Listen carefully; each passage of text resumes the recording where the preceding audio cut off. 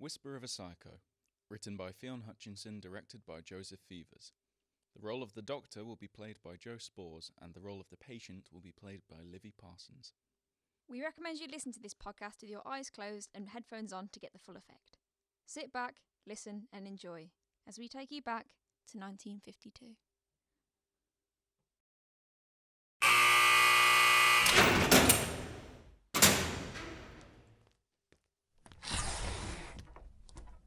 Hello, how can I help you? I'm here to assess one of my patients. My name is Dr. Wilson. Yes, of course. Can I see some form of identification?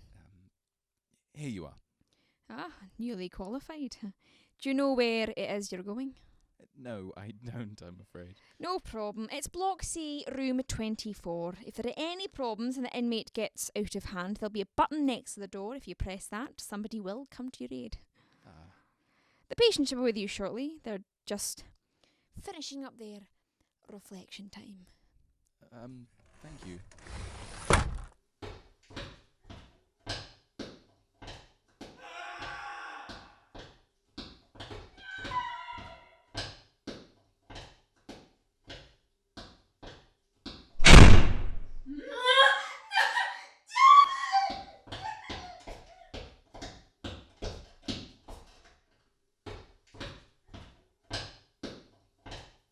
Room 24.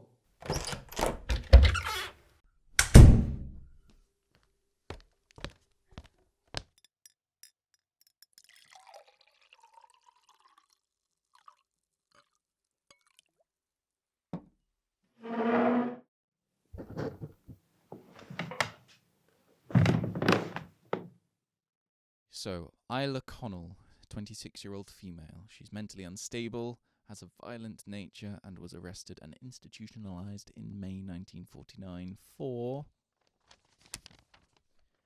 indecent behaviour and gross indecency under Section 11 of the Criminal Law Amendment Act 1885.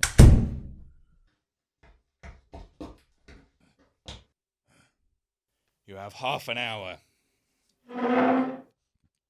You must be Isla Connell. I'm Dr. Wilson. I'll be assessing you today.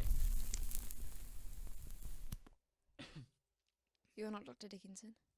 He had an emergency call out, so he sent me instead. Could you please not smoke while we have our session? A junior doctor. I'm fully qualified. Again, could you please put it out? Half an hour. Thank you. And let me guess, you were the only doctor who was willing enough to come and evaluate me. I can't discuss that kind of information. Of course you can't. Let's get on with this then. I've better things to do, like being in my cell for an extra half an hour. Of course. Okay, so let's get started then. Date of birth. The 29th of November, 1926.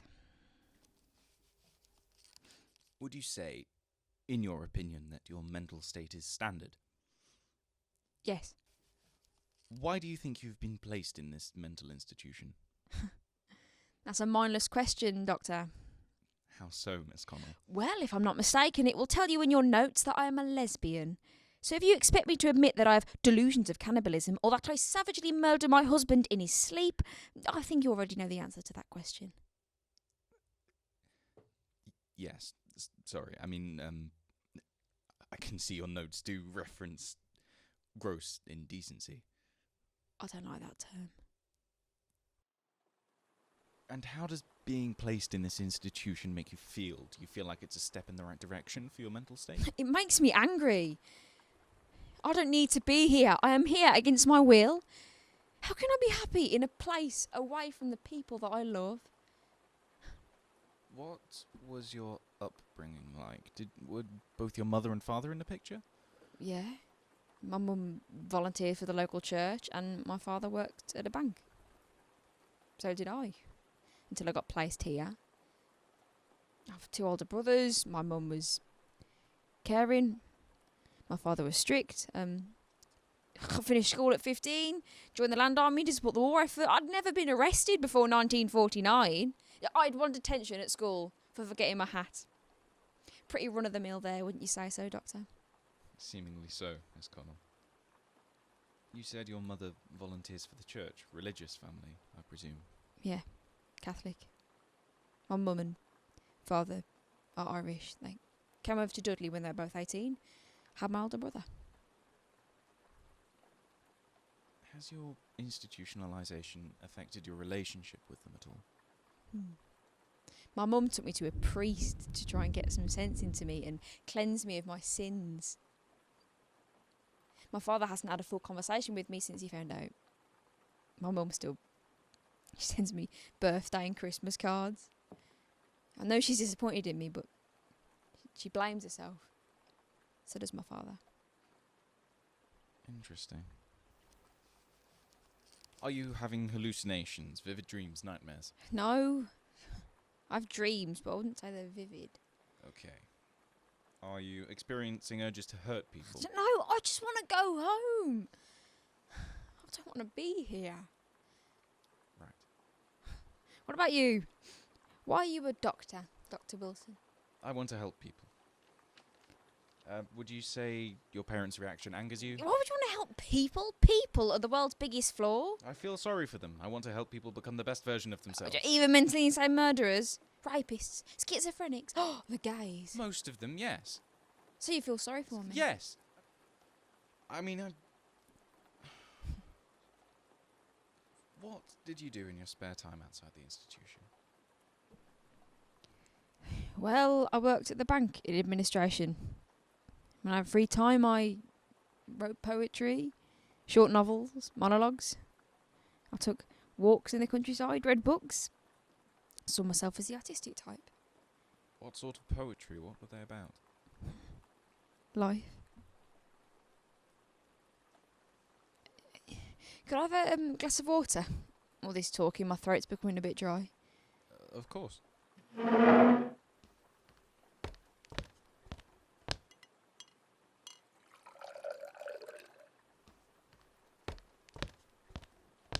Thank you.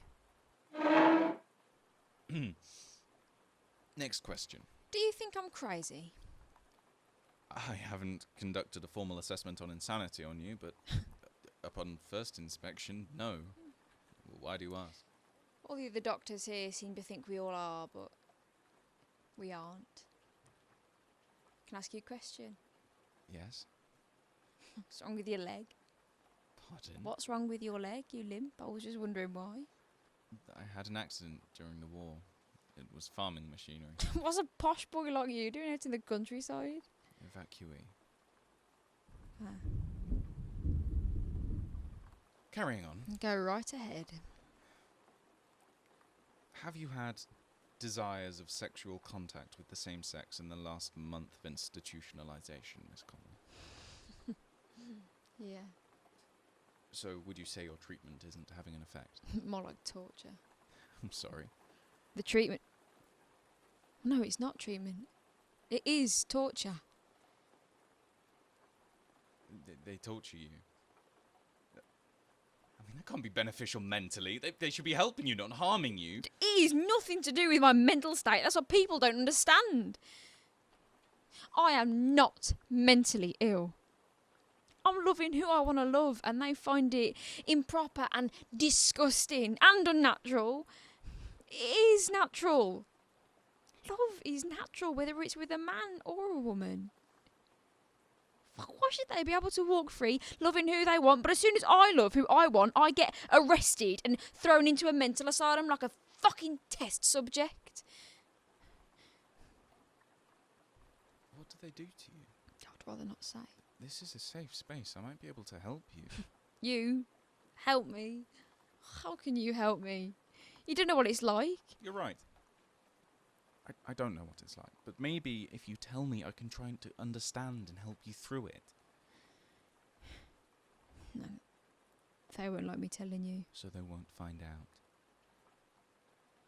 Okay. They call it aversion therapy. Go on. Are you sure you're not going to tell anyone? I promise. They want to make us repulsed by homosexuality. They think if they show us an image of our partners if we had one before being locked up, and shock us with electricity, we will grow to hate it. To hate them. Sometimes they make us sick. Sometimes they shock us. So you don't believe me, do you? You think I'm lying to make you feel sorry for me? No, I believe you. I'm just speechless. It's inhumane. It gets worse. There's this one doctor that hates us, like he really hates us, and he shocks us in our private parts. He's to try and teach us that it's sinful, but it's not. What they're doing to us is wrong. How can they do that?